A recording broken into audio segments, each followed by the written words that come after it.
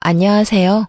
저는 사람을 도구쯤으로 여기는 시댁과 남편을 버리고 새로운 삶을 살게 된 40대 초반의 평범한 여성이에요. 제가 결혼할 때만 해도 말이죠. 사람들이 모두 결혼 잘한다며 부러워했거든요. 그런데 어떤 집이든 까봐야 그 진가를 아는 법이더라고요.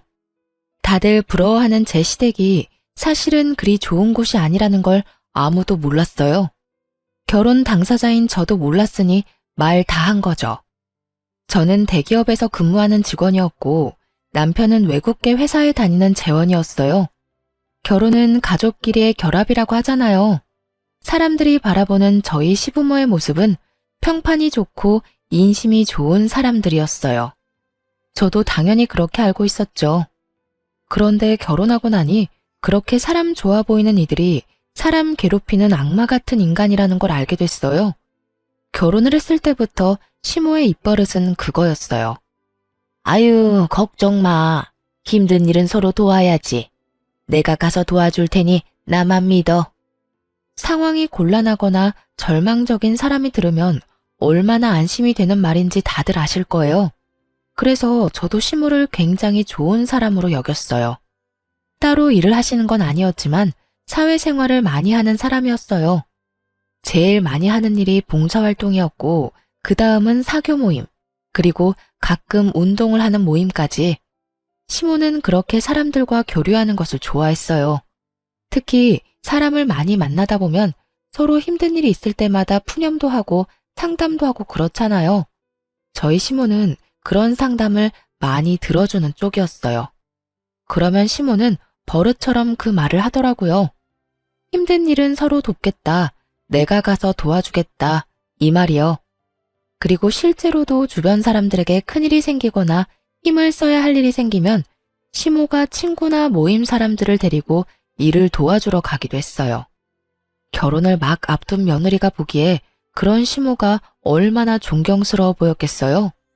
저도 그랬어요. 그래서 결혼을 할 때 사람들이 다들 그랬어요. 너 정말 시집 잘 가는 거야. 너희 시어머니가 얼마나 사람 좋은지, 봉사활동도 많이 하고 힘든 사람도 잘 돕고 말이지.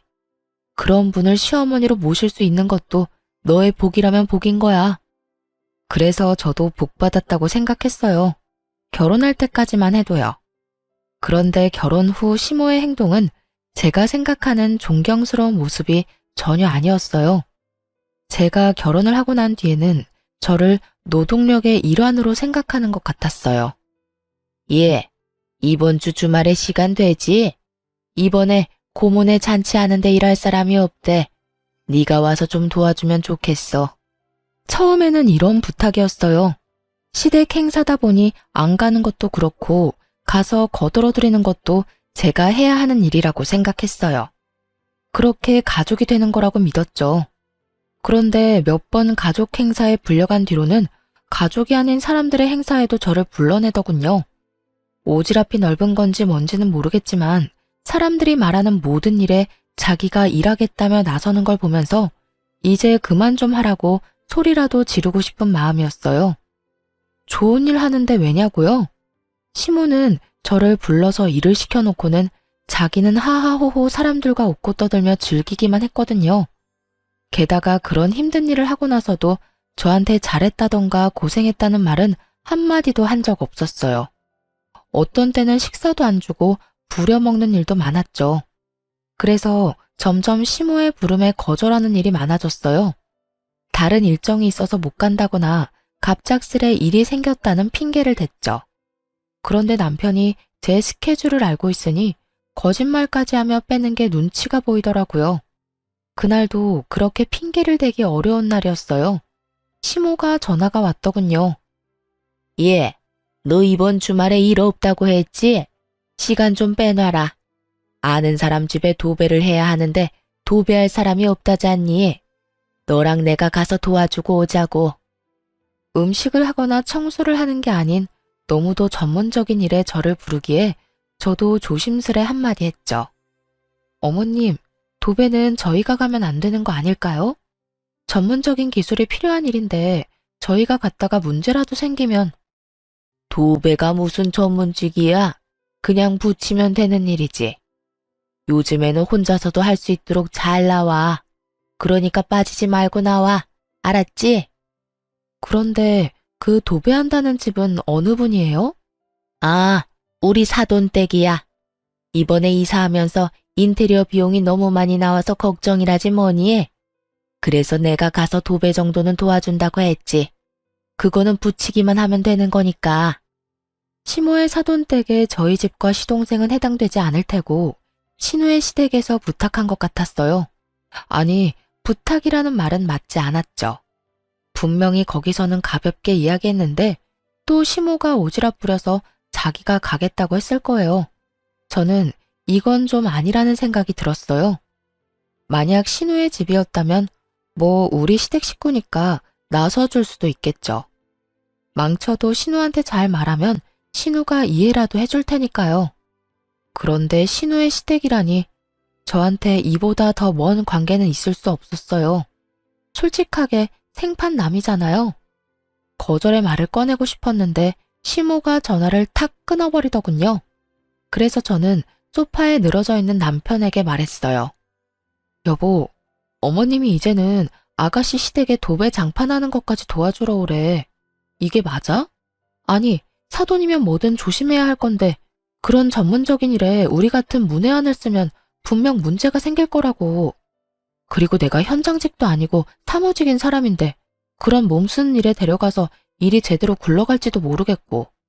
그리고 무엇보다 가기 싫어. 당신이 어머님한테 좀 이야기해봐. 벌써 이게 몇 번째야? 주말마다 제대로 못 쉰 지 오래됐다고. 마음을 좀 곱게 써. 우리 엄마가 나쁜 일 같이 하지? 좋은 일이잖아. 누나도 도와주고 서로 돕는 거지. 그리고 뭐든 정성이 중요한 법이야. 가서 거들어줬다는 것만으로도 다들 좋아하실 거야. 마음을 곱게 쓰고 나쁘게 쓰고 할 문제가 아니지. 도대체 몇 번째야? 나는 하기 싫어. 그리고 우리가 그렇게 한다고 누가 알아주기는 해? 다들 어머님 칭찬만 하고 우리는 그냥 일용직 노동자 취급이잖아. 그리고 좋은 일이라기보다는 점점 친한 분들 일 도와주는 것 뿐이잖아. 보람도 없고 그냥 힘들기만 하다고. 제 말에 남편이 저를 한심스럽게 쳐다보더니 짜증을 확 내더군요. 그래서 가기 싫다는 거야? 어떻게 며느리가 돼서 그 정도도 못 해드려? 당신 그것밖에 안 되는 사람이었어? 그것밖에 안 되는 사람이 뭔데? 남 일 도와주다가 내일 못하게 생겼는데 그게 왜 내가 욕먹을 짓이야? 그리고 세상의 며느리들은 전부 시모가 받아온 일에 다 차출되어 나가야 하니? 며느리가 노동력으로 인정되던 건 옛날 일이야. 내가 돈을 못 벌어? 집안일을 못해? 애를 못 낳았어? 남들 하는 만큼 하고 더 하고 있는데 너는 이런 나한테 또 일 시키고 싶어? 말이 통하지를 않네. 그럼 일이라고 생각하지 말고 가족끼리 교류라고 생각해. 그러면 일하기 더 쉽겠지. 남편놈 말에 화가 확 나더라고요. 이게 자기 일 아니라고 아주 아무 말이나 짓거리더라니까요. 그렇게 도배일을 하러 가서 결국 고생이라는 고생은 다 하고 왔어요. 그 다음날은 팔을 못 움직일 정도로 근육통이 왔고 몸살에 걸릴 정도였거든요. 게다가 전문가가 아무리 알려줘도 기술이 없으니 얼마나 허술하게 붙였겠어요. 그게 제 눈에도 보이더라고요. 도와주면서도 저는 걱정부터 됐는데 정작 시모는 태연자약하게 사돈어른과 대화 나누고 있더군요. 그래서 열심히 하지 않았어요. 그냥 제가 많이 힘들지 않을 정도로만 했어요. 왜 힘내야 하는지도 모르겠고 잘한다고 떡 하나 더 줄 거 아니라는 걸 아니까요.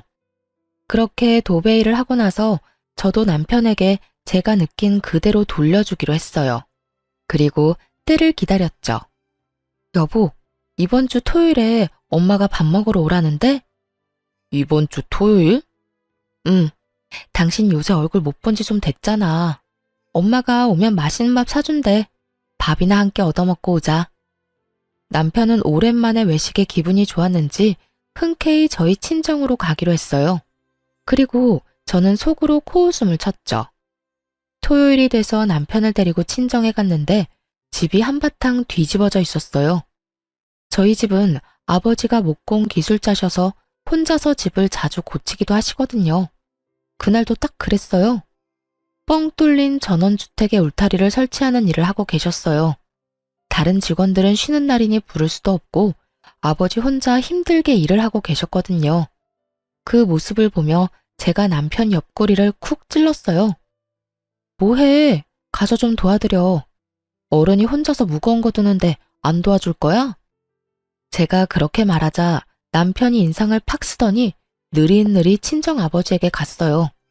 저는 그런 남편 뒤통수에 대고 큰 소리로 외쳤죠. 아빠, 박서방이 도와준대. 일 빨리 마치고 맛있는 거 먹자. 제 목소리에 남편이 뒤를 돌아보며 이게 무슨 짓이냐는 표정으로 쳐다보더라고요. 저는 씩 웃어줬어요. 그리고 친정아버지한테 한마디 덧붙였죠. 박서방 힘세. 일 팍팍 시켜. 그렇게 남편의 고난은 시작됐어요. 울타리는 목재를 세우기로 했고 틀은 철이었죠. 그 무겁고 단단한 걸 옮기는 일은 남편이 도맡았고요. 도배 일과는 다르게 전문적인 건 아버지가, 힘쓰는 건 남편이 아니 결과에 대한 걱정도 없었어요. 다만 힘쓰는 사람이 많이 힘들었을 뿐이죠. 그렇게 오전부터 일을 시작해서 중간에 국수 한 입 하고 저녁까지 일만 했어요. 그리고 저녁 식사로 돼지갈비를 얻어먹고 왔어요. 내려오는 길에 남편이 그러더군요. 당신 이거 일부러 그랬지? 식사하자고 불러서 일 시키려고. 무슨 생각으로 이런 짓을 한 거야? 무슨 생각? 좋은 일 할 때 같이 하자며. 어머님은 시댁일 아니라도 열심히 참견해서 좋은 일 하잖아. 나 데리고. 그러면 당신도 우리 집에 좋은 일 좀 해주면 안 돼? 당신은 이번이 처음이면서? 제 말에 남편이 당황한 듯 말했어요. 아니, 그거랑 이거랑 같아? 그건 좋은 일 하자고 부르는 거고 엄마가 너한테 악감정이 있어서 그러는 것도 아니잖아. 나라고 당신한테 악감정이 있어서 그러는 거 아닌데? 그냥 당신도 느껴보라고. 당신이 지금 느끼는 그 기분이 내 감정인 거. 어머님한테 불려갈 때마다 그런 감정 느끼는데 당신도 이제는 이해가 되지? 그러니까 앞으로도 계속 우리 집에 불려올 거 아니면 당장 어머님한테 나 불러내서 노동력으로 쓰는 거 하지 말라고 말해. 너도 나한테 강요하지 말고. 제 말에 남편이 어이없다는 듯 저를 쳐다보더군요. 뭐라고 말하고 싶은데 할 수 있는 말이 있을 리가요. 화를 안 냈으면 또 모르겠는데 이미 화도 다 냈고 상황은 자기보다 제 쪽이 더 나빴고 그러면 답이 나온 거죠. 입도 뻥긋 못하는 남편 얼굴을 보며 웃으며 말해줬어요. 아니다 싶으면 어머님한테 아무 말 하지 말고 나 거기 일하러 보내도 돼. 대신 알지? 우리 친정집이 주택이야. 할 일이 주말마다 쌓이는 곳이지. 얼마 전에 들어보니까 지붕 뚫고 거실에 통나무 난로 하나 드리려고 하던데 그거 할 때 당신 부르면 잘할 것 같네. 안 그래? 제 말에 남편놈이 잠시 상상하는 듯 하더니 금방 꼬리를 내리더군요. 알았어. 내가 엄마한테 잘 말해볼게. 대신 너도 앞으로 이런 일 자제해. 쉬는 날 쉬지도 못하고 이게 무슨 봉변이야? 내 말이 쉬는 날 쉬지도 못하고 어머님한테 도대체 몇 달을 불려갔어? 당신이 생각해도 너무한 거 맞지? 제 말에 남편이 또 한숨을 쉬며 입을 꾹 다물었어요. 입을 열면 열수록 손해라는 걸 알고 나니 더 이상 아무 말 없더라고요. 그러게 이런 조치를 취하기 전에 알아서 잘했어야죠. 그런데 남편이 난감한 얼굴로 중얼거리더라고요. 아, 근데 엄마한테 어떻게 이야기하지? 말 꺼내자마자 난리 날 건데. 그래서 안 할 거냐는 식으로 째려보니 남편이 급히 변명하듯 말하더군요. 아니, 나한테만 그러는 게 아니라 당신한테도 뭐라고 할까봐 그러지. 그런 고민은 며칠 뒤에 쏙 사라져버렸어요. 남편이 좀 더 쉽게 이야기할 수 있는 상황이 만들어졌거든요. 시댁 모임 자리에서 신우가 씩씩거리며 들어와서는 시모에게 한바탕 퍼부은 거예요. 엄마, 앞으로 우리 집안일에 뭐 해주겠다고 나서지 마. 내가 엄마 때문에 얼마나 쓴소리 들었는지 알기나 해? 게다가 돈도 2배로 들고. 응? 그게 무슨 소리야? 무슨 쓴소리를 들어? 엄마가 도배 도와줬잖아. 그때 하고 나서 그 방만 도배가 다 울고 풀자국도 보이고 몰딩에 흠집까지 나서 시어머니가 나한테 괜히 사돈댁에 맡겨서 말도 못하고 이게 무슨 일이냐고 하셨어. 아니, 전문가가 하라는 대로 했으면 다 잘 된다며. 그거 그냥 가서 붙이면 그만이라며? 돈 아끼려다가 이게 뭐야? 시모가 저를 돌아보면서 묻더군요. 너 하라는 대로 안 했니? 왜 저런 소리가 나와? 저야말로 황당했어요. 그걸 왜 저한테 묻는지. 어머님, 제가 미리 말씀드렸잖아요. 기술자도 아닌데 잘못하면 욕 얻어먹는다고요. 전문 인력도 아니니 문제 생기는 것도 당연하고요. 게다가 도배장판은 이삿짐 들어와 버리면 고치기도 쉽지 않아서 하자가 생기면 제일 번거롭기도 하고요. 상식적인 거죠. 너 일하기 싫어서 일부러 그런 거야? 그런 거면 미리 말해. 엄마, 그만해요. 와이프 사무직이야. 손재주가 그렇게 좋은 사람도 아니고. 그런 사람 불러다가 일 시키는 것도 상식적으로 생각하면 좀 아니지. 그리고 이 사람 생각도 좀 해요. 추궁할 게 아니라. 일해주고 욕 얻어먹는 것만큼 기분 나쁜 일이 어딨어요? 그것도 원해서 한 일도 아니고 시켜서 한 일인데. 뭐? 며느라가, 너도 그렇게 생각하니? 너도 원해서 한 일이 아니라서 열받아? 기분 나빠? 그래서 다 망쳐놨어? 어머님, 일부러 망치려고 한 게 아니라 열심히 했는데도 망한 거예요. 그리고 남한테 인심을 쓰시고 싶으시면 제대로 인심을 쓰셔야죠. 저 같은 초짜 데리고 다니면서 인심 쓰니까 결국 이렇게 문제가 생기는 거잖아요. 그러니까 앞으로는 저 말고 전문가를 데리고 다니세요. 그러면 이런 일도 없을 거예요. 제 말에 시모 얼굴이 부글부글 하더군요. 하지만 틀린 말은 아니었으니 뭐라 말도 못했어요. 게다가 신우가 거기에 확인 사살까지 했거든요. 엄마, 제발 오지랖 좀 부리지 마. 내가 욕먹는 건 어떻게든 참아도 돈 2배로 드는 건 못 참거든? 엄마가 이번에 도배며 장판 다 망하게 만드는 바람에 결국 새 업자 불러서 새로 해야 했어. 짐도 다 옮겨야 했고. 제발 상식적으로 생각하고 행동해. 그렇게 딸과 아들에게 한 소리 듣고서야 시모는 더 이상 저를 불러내지 않았어요. 속 편했죠. 결혼하고 몇 달 만에 편히 쉬는 주말이 이어졌으니까요. 그런데 시모의 문제를 해결했더니 이번에는 시부가 말썽을 피웠어요. 시모는 저를 노동력으로 봤지만 시부는 저를 통장으로 봤거든요. 시부도 시모와 비슷한 사람이었어요. 선심을 쓰고 싶은 사람, 그리고 그걸로 생색을 내며 다른 사람의 존경을 받는 걸 좋아하는 사람. 딱 그런 유형의 사람이었죠.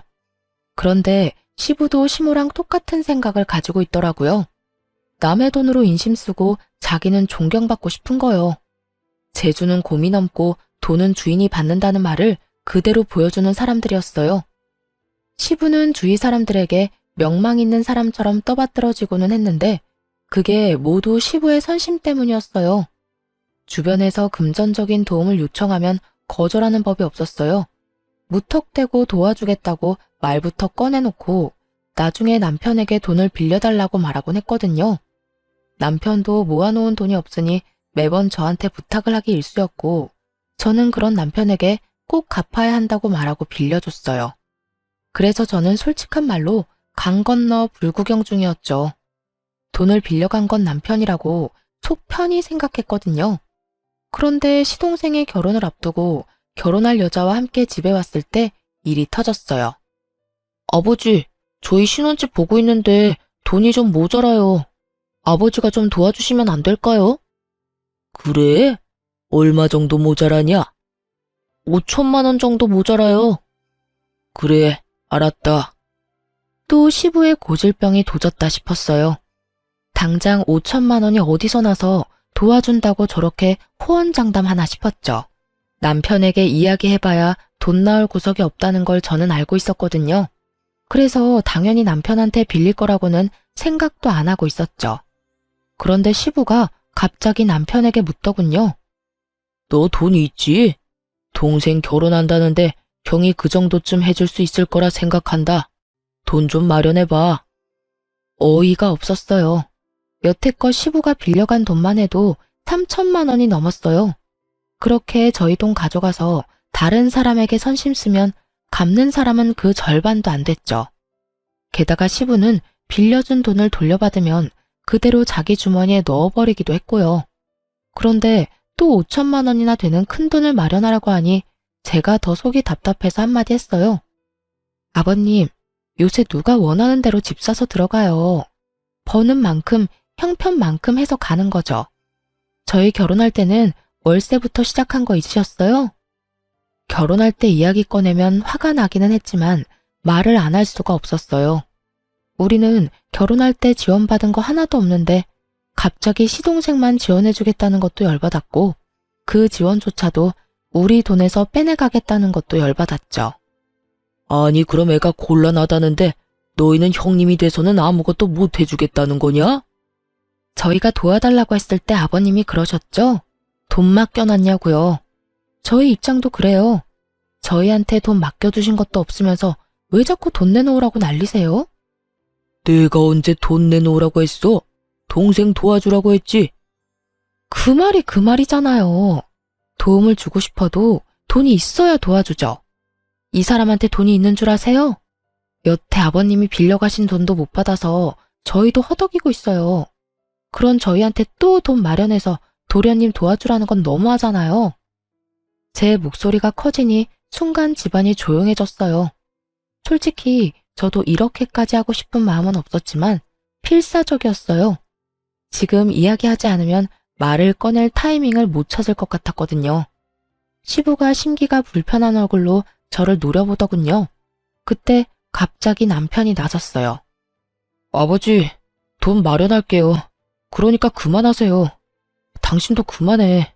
가족들 보는 데서 이러면 당신만 곤란해져. 저야말로 황당했어요. 당신 미쳤어? 당신이 무슨 돈이 있어서 그런 말을 해? 여태껏 당신이 낸 돈도 어마어마해. 거기에 5천만 원이나 되는 목돈도 또 추가할 거야? 그러면 우리는 언제 전세 탈출해? 나중에 집에 가서 이야기해. 남편은 저를 달래서 시댁에서 나왔어요. 시부모들이 저를 날카롭게 째려봤지만 저도 같이 째려봐줬어요. 집에 돌아와서 제가 남편을 추궁했어요. 당신 도대체 무슨 생각으로 돈 마련하겠다고 한 거야? 당신이 돈이 어디 있어서 여태껏 아버님한테 다 뜯긴 거 아니었어? 저는 남편이 저 몰래 모아놓은 돈이라도 있나 하는 생각을 했어요. 그게 아니면 저렇게 돈 마련해주겠다는 말이 나올 리 없잖아요. 그렇다고 동생네 집을 마련해주려고 우리가 대출을 받을 것도 아니고. 그런데 남편의 생각은 제 상상을 초월하더군요. 당신 얼마 전에 받은 유산 있잖아. 그거 6천만 원 정도 되지 않나? 그걸로 쓰면 되지. 너무 그렇게 열내지 마. 그 이야기에 가라앉았던 화가 순식간에 폭발하고 저도 모르게 쌍욕을 입에 담고 있더군요. 미쳤어? 정신 나갔니? 돌았냐고. 우리 아버지 돌아가시고 받은 유산을 네 동생 집 사는데 보태라고? 왜 이렇게 흥분해? 그럼 그 돈 뒀다 뭐 할 건데? 이참에 동생 좀 도와주면 뭐가 덧나? 와, 너무 어이가 없으니까 말도 안 나오네. 뒀다 뭐 하냐고? 근데 그거 내 돈이잖아. 내 허락은 맞고 약속을 하던지 말던지 해야 할 거 아니야. 어차피 당신 줄 거잖아. 아버지가 해달라는데 그럼 무시할 거야? 그래, 무시할 거야. 내가 그 돈을 왜 줘? 네 돈이야? 나는 절대 못 주니까 이번 일 네가 알아서 처리해. 그리고 내가 당신한테 빌려준 돈들, 그 돈도 다 받아와. 이성적으로 생각해. 지금 당장 그 돈을 어떻게 가져와? 상식적으로 말이 안 되잖아. 그럼 장인어른 죽고 나서 받은 유산으로 시동생 집 사는데 보탠다는 건 상식적으로 말이 되는 이야기야? 생각할수록 열받네. 우리 그냥 이혼할까? 내가 아무리 생각해도 이해가 안 가서 그래. 너는 화가 안 나? 네 돈으로 선심 쓰고 아무도 알아주지도 못하는데 화도 안 나? 그렇게 생각하지 마. 아버지 체면 생각해서 해주는 거잖아. 그리고 내가 해드리고 싶어서 해드리는 건데 그게 뭐가 나빠? 호구도 이런 호구가 없더라고요. 솔직히 이번 건은 선을 넘었다고 생각했고 저도 양보할 생각은 요만큼도 없었어요. 우리 이혼하자. 당신 생각에 내가 따라가지를 못하겠어. 너랑 같이 살면 순식간에 빈털털이 될 것 같으니까 우리 이제 그만하자. 제 이혼 요구에 남편은 아무렇지 않다는 듯 자리에서 일어나며 이야기하더라고요. 당신 지금 너무 흥분했어. 일단 진정하고 다음에 이야기해. 이혼은 무슨 이혼이야, 이런 일로. 명백히 회피하는 반응이었어요.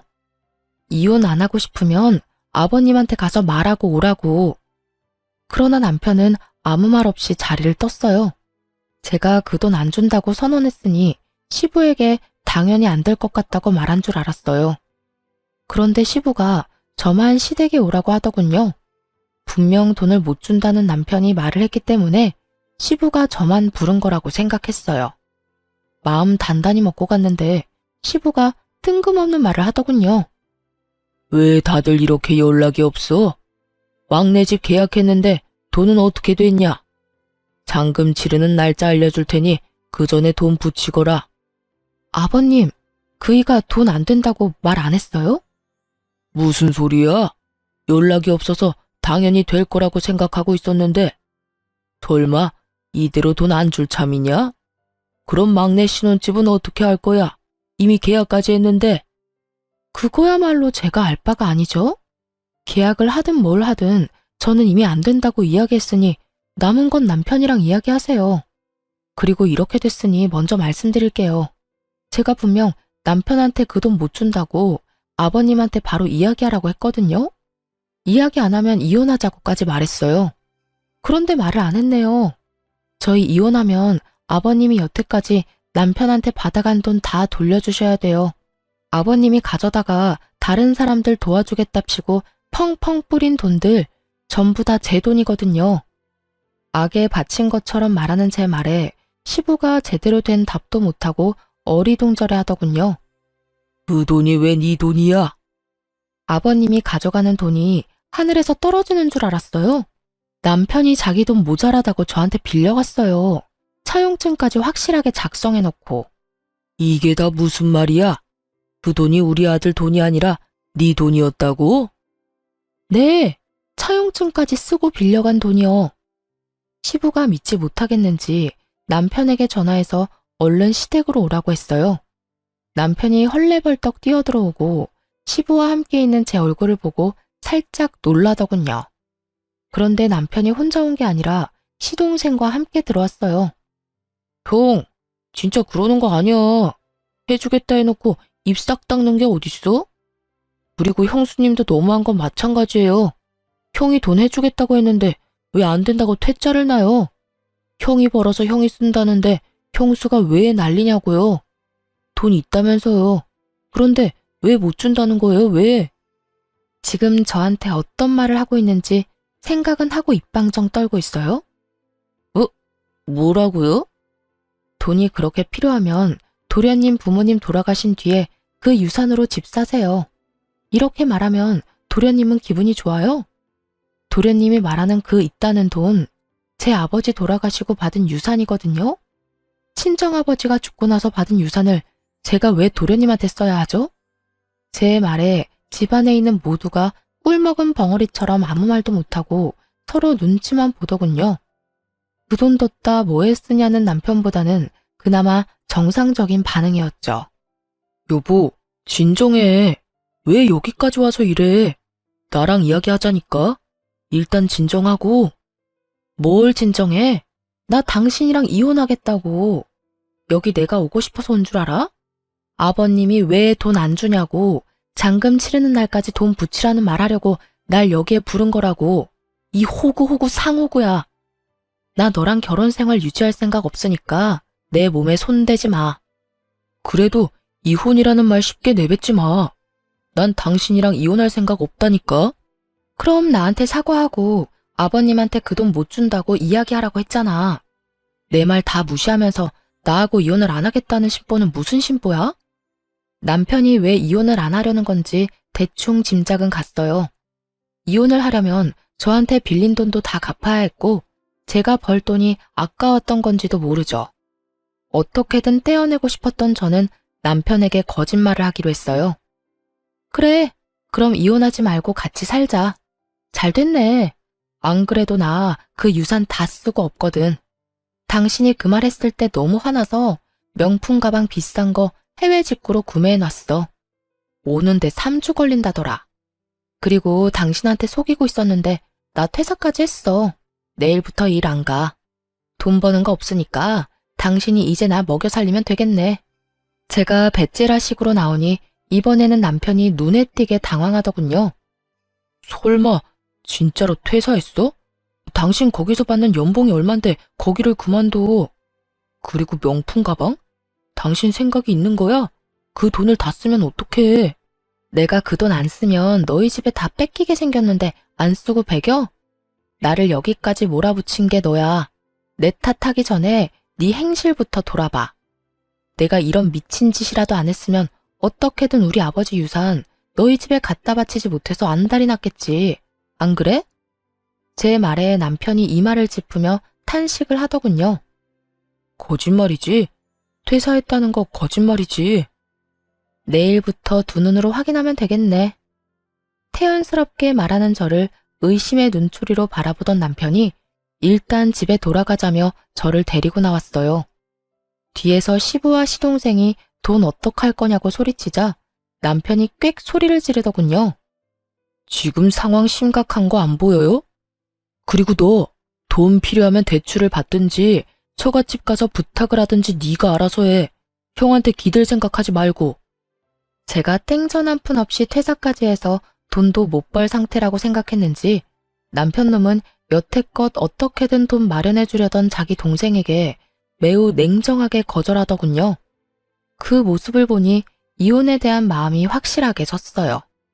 이 남자도 자기 부모님이랑 똑같은 인간이구나 싶었거든요. 자기 돈으로는 아무것도 해줄 생각 없고 그저 마누라 버는 돈으로 생색내면서 인심 쓰고 싶은 인간이란 걸 고스란히 보여줬잖아요. 어떻게 하는 짓이 모두 똑같은 건지. 그렇게 집으로 돌아온 저는 남편 몰래 직장에 연락해서 이번 달 말에 사용하기로 했던 리프레시 연차 2주를 내일부터 당장 쓰게 해달라고 부탁했어요. 그렇게 그 다음 날부터 진짜로 회사 출근을 하지 않았어요. 하루 이틀 정도는 연차라도 쓴 거 아닌가 의심하던 남편이 의심을 거둔 날은 연차 쓴 지 3일째 되는 날이었죠. 제가 그날 이력서를 컴퓨터로 작성하고 있었거든요. 그 전날에는 증명사진을 찍고 왔고요. 부지런히 각종 자격증 사본을 준비하고 자기소개서를 작성하는 저를 보더니 남편이 정말 제가 그만뒀다고 확신을 한 모양이었어요. 그날 저녁에 저한테 와서 그러더군요. 당신 진짜 일 그만뒀어? 그러면 퇴직금은? 퇴직금도 다 썼어? 퇴직금 아직 나오려면 멀었지만 그거 나오면 차부터 살 거야. 여태껏 차 없이 다녔잖아. 당신이랑 이혼하고 나면 차라도 있어야 내 맘대로 가고 싶은 곳 갈 수 있을 것 같아서 돈 나오면 바로 살 거야. 제 말에 남편이 머리를 벅벅 긁더군요. 이혼하자고 했지? 그래, 이혼하자. 그게 좋겠어. 당신처럼 책임감 없는 사람하고 사느니 그냥 이혼하는 게 나을 것 같아. 이혼은 협의 이혼할 거지? 협의 이혼 조건만 가능하면 그것도 괜찮지. 어차피 우리 둘 다 돈 없는 거 마찬가지고 전세금은 반반 내서 들어왔으니까 각자 낸 만큼 나눠 가지면 되겠네. 그리고 당신이 나한테 빌려간 돈 3천만 원. 그만큼 당신 몫에서 뺏어줄 거야. 계산 깔끔하지? 제 말에 남편놈이 한숨을 계속 내쉬더라고요. 그거 살면서 시아버지한테 용돈 줬다고 생각하면 안 돼. 굳이 그걸 갚을 필요가 있냐고. 그렇지 않아도 돈 없어 죽겠구만. 솔직히 내가 쓴 돈도 아니잖아.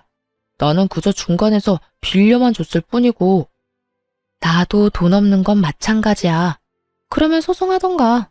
난 뭘 해도 상관없으니까 당신이 정해. 이혼 소송하면 나는 당신이랑 시댁이 나한테 어떤 짓 저질렀는지 싹 다 이야기할 거야. 증거도 수북히 쌓여있거든. 원하는 대로 해. 지저분하게 굴다가 다 놓칠 건지 줄 거 주고 깔끔하게 헤어질 건지. 웃기지도 않았어요. 마지막까지 저한테 빌린 돈 안 주려고 잔머리 굴리는 놈을 보니 기분이 확 나빠지더군요. 제 말을 듣고 나서 그럴듯하다 싶었는지 합의 이혼을 해주겠다고 하더군요. 그렇게 남편과 저는 이혼을 하게 됐어요. 그런데 정말 열받는 건 남편과 이혼하는 도중에 알게 된 남편의 비상금 통장이었어요. 3천만 원이나 되는 돈을 모아놨으면서 저한테 돈 없다고 빌려달라고 하던 남편 놈을 생각하니 속이 부글부글 끓더라고요. 그래서 저도 참지 않았어요. 이미 이혼하고 남이 된 시동생에게 전화를 했죠. 무슨 일로 전화하셨어요? 볼일 다 보신 거 아닌가? 삐딱하게 말하는 시동생에게 제가 말했죠. 형이 집 먼저 다 빼갔는데 통장이 하나 있더라고요. 안 쓰는 통장인가 싶었는데 통장 정리해보니 그 안에 3천만 원이나 들어가 있던데요. 작년에 이미 그 돈 모아놨던데 그쪽 형한테 전해주라고요. 전 그 인간 꼴도 보기 싫거든요. 이만큼 뒷돈 차놓고 동생한테 주기 싫어서 장인어른 유산 탐내는 인간이라니 정이 다 떨어지네요. 제 말을 듣고 있던 시동생이 부들부들 떨며 되묻는 걸 보며 저는 속으로 박수를 쳤죠. 형 통장에 돈이 그만큼 들어있었어요? 형 진짜 너무하네. 돈이 그만큼 있으면서 없다고 그 난리를 쳐? 우와, 알겠어요. 통장 들고 저희 본가로 오세요. 그렇게 제가 통장을 들고 그 집을 찾아갔죠. 갔더니 이미 시부, 남편, 시동생 셋이 모여 앉아있더군요. 제가 통장을 꺼내 시동생에게 넘기자 전 남편이 눈에 띄게 당황하며 소리쳤어요. 야, 그걸 네가 왜 가져가? 그거 내 거잖아. 그러니까 형 돈이 이렇게나 있으면서 없다고 나한테 우는 소리 했더라? 이게 말이나 돼? 형수 돈으로 나한테 선심 쓰는 건 괜찮고 형 돈으로 나한테 잘해줄 생각은 없었어? 우와, 진짜 뻔뻔하다. 네가 뻔뻔하다고 할 자격은 있어? 네 힘으로 신혼집 마련 못해서 가족들한테 손 벌리는 주제에 뭐 잘났다고 네가 날 욕해? 그리고 내가 마누라 돈 쓰는데 왜 네가 난리야? 마누라한테 빌린 돈 벌써 다 갚았어. 전 남편 말에 시동생이 참지 못하고 서로 멱살을 잡고는 드자비질을 하더군요. 그걸 바라보던 시부가 말리면서 시동생 편을 들자 전 남편이 씩씩거리며 소리쳤어요. 아버지, 동생 편들 생각 말고 저한테 빌린 돈이나 갚으세요. 제가 넣은 전세금 그 돈으로 다 뜯겼거든요. 재수가 없으려니까. 아버지는 뭘 좀 알고 행동하시라고요. 여태까지 돈 펑펑 쓰면서 살았던 게 누구 덕분인데 내가 아니었으면 아버지가 동네에서 그렇게 좋은 사람으로 소문이나 날 수 있었겠냐고요. 시부가 썼던 돈이 자기 돈이라고 생각하는 전 남편을 보니 참으로 웃기지도 않았어요. 저번에 제가 시부가 빌려간 돈 내놓으라고 말할 땐 그것도 이해 못하냐고 어련히 때 되면 주겠지라며 빈정거리기만 하던 전 남편은 자기 돈 뜯기게 생겼으니 아주 빚쟁이처럼 깐깐하게 굴더군요. 그렇게 형제 둘이서 인정사정 없이 싸우더군요. 말려도 소용이 없었어요. 둘 다 뻔뻔하기로는 둘째가라면 서러울 인간들이어서 그런지 그 집구석 내력이 그래서인지는 모르겠지만 뚫린 입이라고 얼마나 말은 잘하던지. 전 남편은 시동생에게 돈 맡겨놨냐며 소리 지르고 시동생은 전 남편에게 한 입으로 두말하는 남자놈이 어딨냐고 화내고 둘이서 지지고 볶고 난리도 아니었죠. 저는 그 두 사람 싸우는 장면을 너무 즐거운 마음으로 구경했어요. 이제 더 이상 저랑 연관도 없는 인간들인데다가 저는 이미 법적인 관계며 돈 관계며 싹 다 청산했으니까요. 받을 돈도 줘야 할 돈도 없는 깨끗한 사이였거든요. 가족들끼리 서로 싸우도록 만들어 놓고 저는 편하게 싱글맘 생활을 시작했어요. 혼자서 애를 키우는 건 힘들었지만 그래도 친정 부모님 덕에 버틸 수 있었어요. 그래서 이혼 후 새로운 집도 친정과 가까운 곳으로 옮겼어요. 그렇게 몇 달 동안 싱글 라이프를 만끽하며 지내던 제게 전 시부모의 이야기가 들려온 건 아주 우연한 만남 때문이었어요.